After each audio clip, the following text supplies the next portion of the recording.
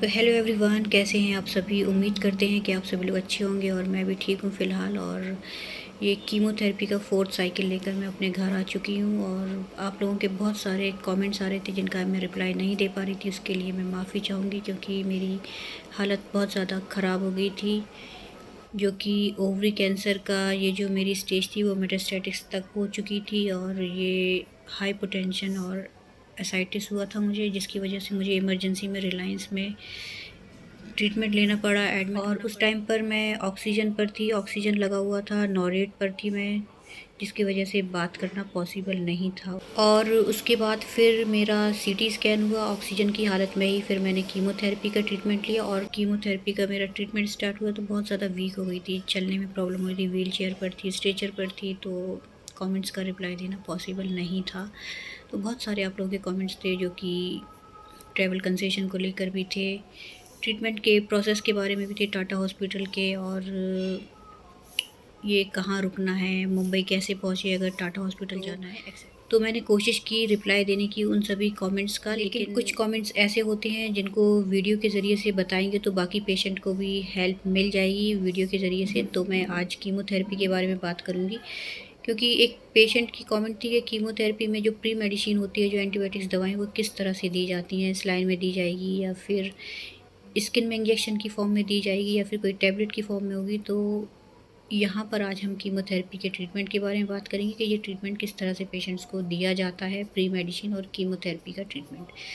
तो कीमोथेरेपी का treatment Tata hospital हो या फिर कोई भी प्राइवेट हॉस्पिटल हो, गवर्नमेंट हॉस्पिटल, सेम प्रोसेस के साथ ही दिया जाता है। सबसे पहले तो सीबीसी, आरएफटी, एलएफटी एक ब्लड टेस्ट किया जाता है। अगर ये सारा नॉर्मल होगा तभी पेशेंट को कीमोथेरेपी दिया जाएगा, जिसमें एचबी, उनका आरबीसी, प्लेटलेट्स, डब्ल्यूपीसी सारा नॉर्मल होगा तभी पेशेंट को ये कीमोथेरेपी का ट्रीटमेंट दिया जाता है। और फिर उसके बाद उनकी हाइट और उनका वेट चेक किया जाता है, उसी हिसाब से उनका डोज तैयार किया जाता है कि उनको कितना एमएल एमजी देना है पेशेंट को। और पेशेंट की सभी स्टेजेस अलग अलग होते हैं सभी पेशेंट्स के। और उसके बाद पेशेंट का जो कैंसर होता है वो भी सबका अलग अलग होता है। किसी का ब्रेन कैंसर है, किसी का ओवरी है, किसी का ब्रेस्ट है, लीवर, लंग्स, इस तरह के कैंसर होते हैं। तो उसी तरह से प्रोटोकॉल होता है, डॉक्टर प्लान करते हैं, जो ऑन्कोलॉजिस्ट होते हैं वो प्लान करते हैं कि पेशेंट को कौन सा ट्रीटमेंट देना है, और रिकरेंस हुआ तो कौन सा ट्रीटमेंट देना है। तो ये एक प्रोटोकॉल होता है जो कि सभी कैंसर पेशेंट की जो दवाएं होती हैं कीमोथेरेपी की वो भी अलग अलग होती है। यहाँ पर मैं ओवरी कैंसर पेशेंट हूँ, तो मैंने जो टाटा हॉस्पिटल में कीमोथेरेपी के ट्रीटमेंट लिए थे उसमें मेरा पैक्ली प्लस कार्बो था।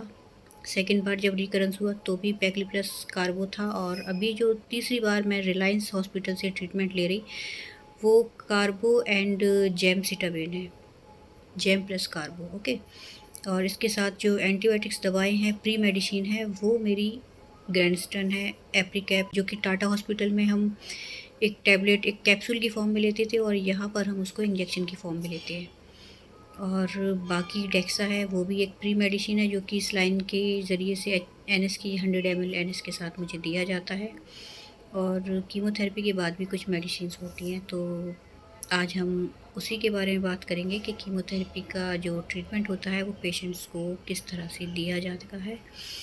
और कीमोथेरेपी का जो ट्रीटमेंट होता है वो चाहे टाटा हॉस्पिटल का हो, रिलायंस का हो, किसी भी गवर्नमेंट हॉस्पिटल का हो, किसी भी प्राइवेट हॉस्पिटल का हो, जो प्रोटोकॉल तैयार किया जाता है उसी प्रोटोकॉल के हिसाब से दिया जाता है। लेकिन लगभग लगभग सेम सा ही होता है। किसी को पोर्ट के थ्रू दिया जाता है, किसी को आईवी लाइन के थ्रू दिया जाता है, और काफ़ी अलग अलग तरीके से कीमोथेरेपी के ट्रीटमेंट दिए जाते हैं। पेशेंट की हेल्थ कंडीशन के हिसाब से कीमोथेरेपी दिए जाते हैं। तो मेरा जो ट्रीटमेंट है वो मैं आईवी लाइन के थ्रू ले रही हूँ, कैन्यूला लगता है मेरा, जो कि नसें, मेरी जो वेन्स है वो बहुत ज़्यादा पतली हो चुकी हैं तीसरी बार जो रिकरेंस हुआ उसकी वजह से। तो मेरी नस जो है वो बहुत ज़्यादा मुश्किल से मिल पाती है जब कैन्यूला लगाते हैं। तो बहुत ज़्यादा प्रॉब्लम होती है ट्रीटमेंट लेने में, लेकिन लेना पड़ता है ट्रीटमेंट।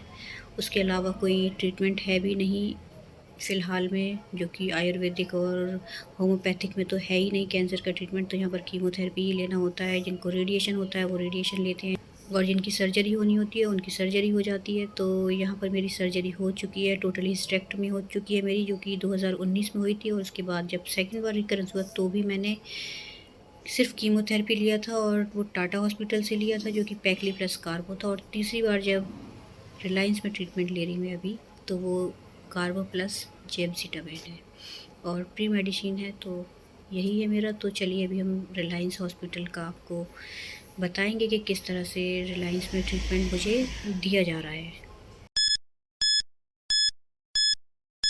तो ये मैं पहुंच चुकी हूँ एच.एन. रिलायंस हॉस्पिटल अपना कीमोथेरेपी का ट्रीटमेंट लेने के लिए। और एच.एन. रिलायंस हॉस्पिटल जो है वो गिरगांव में है और यहाँ पर कीमोथेरेपी का ट्रीटमेंट लेने से पहले ड्रेस चेंज करनी होती है, जो कि पिंक कलर की फ़ीमेल पेशेंट की होती है और मेल पेशेंट की उनकी कोई लाइट क्रीम कलर की होती है जिसमें रिलायंस का लोगो लगा हुआ होता है। और उसके बाद और ये कीमोथेरेपी का ट्रीटमेंट स्टार्ट होने से पहले प्री मेडिसिन और नॉर्मल सलाइन दी जाती है। तो कैन्यूला वगैरह मेरे हाथ में लग चुका है और यहाँ पर एक सलाइन दिया जा रहा है जो कि 100 ml का सलाइन है।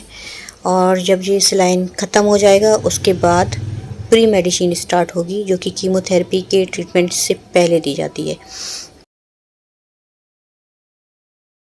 और प्री मेडिसिन में जो मेरी मेडिसिन्स हैं वो है डेक्सा, ग्रिंस्टन एंड एप्रीकैप।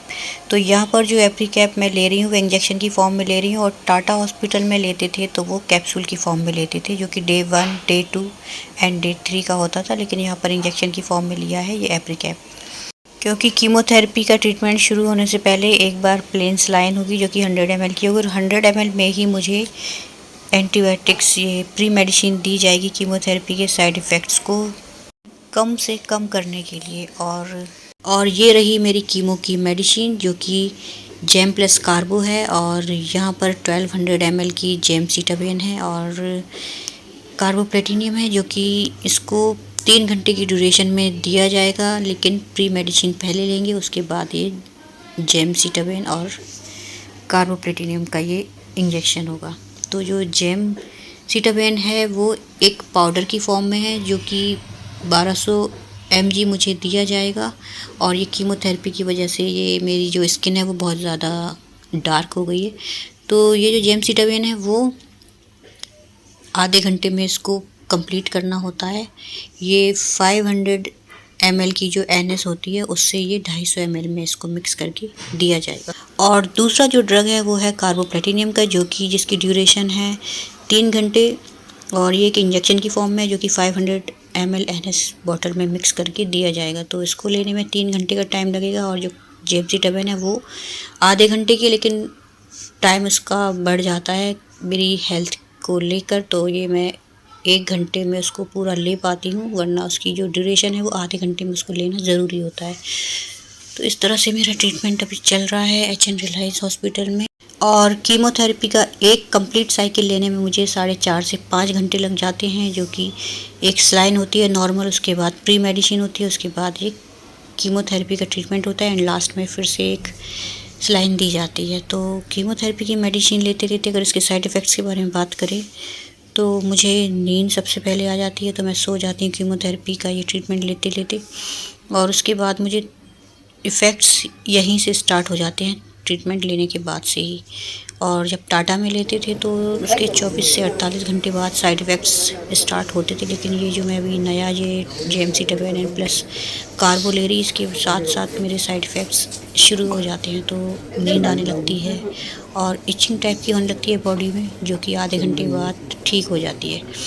और उसके बाद मुंह का टेस्ट चला जाता है और हल्के से चक्कर वगैरह आते हैं, लेकिन वो फिर इतने ज़्यादा नहीं होते हैं जो कि बर्दाश्त कर सकते हैं। और वॉमिटिंग होने से पहले मैं वॉमिटिंग के लिए एमसेट 8 ले लेती हूँ टैबलेट, जो कि कीमो के साइड इफ़ेक्ट्स को रोकने के लिए काफ़ी है। और उसके बाद थकान बहुत ज़्यादा होती है क्योंकि मैं पहले से ही ऑलरेडी वीक हो चुकी थी, क्योंकि ये मेडिस्टेटिस होने के बाद एसाइटिस हुआ था मुझे, हाइपरटेंशन, तो उस वजह से ट्रीटमेंट बहुत ज़्यादा मुश्किल हो रहा है मुझे कीमोथेरेपी का लेने के लिए। लेकिन रिलायंस में जो ट्रीटमेंट है वो काफ़ी अच्छा है, इसलिए इतनी ज़्यादा प्रॉब्लम नहीं हो रही है। और अभी फिर से जाएंगे ट्रीटमेंट लेने के लिए हॉस्पिटल, और फिर उसके बाद नेक्स्ट मंथ में 6th कीमोथेरेपी होगा। उसके बाद देखेंगे कि क्या मेडिसिन हो रही है। और बीच में कीमोथेरेपी ट्रीटमेंट लेते हुए भूख लग जाती है, तो खाना हमें रिलायंस से ही मिलता है, क्योंकि बाहर से कुछ भी लाना अलाउड नहीं है, बाहर से कोई खाना अलाउड नहीं होता है। यहाँ पर जो भी खाना मिलेगा वो हॉस्पिटल के अंदर ही मेस से मिलेगा हमें, जो कि काफ़ी अच्छा फूड है, टेस्टी खाना है। और टी, कॉफ़ी, स्नैक्स जो भी हमें चाहिए वो हम ऑर्डर कर सकते हैं। तो इस तरह से ये मेरा ट्रीटमेंट होता है चैन रिलायंस में और काफ़ी अच्छा है, लेकिन अफोर्डेबल नहीं हो रहा है। लेकिन ट्रीटमेंट लेना बहुत ज़्यादा ज़रूरी था प्राइवेट से, इसलिए मैं प्राइवेट मजबूरियां हैं जो कि ट्रीटमेंट लेना पड़ रहा है रिलायंस में।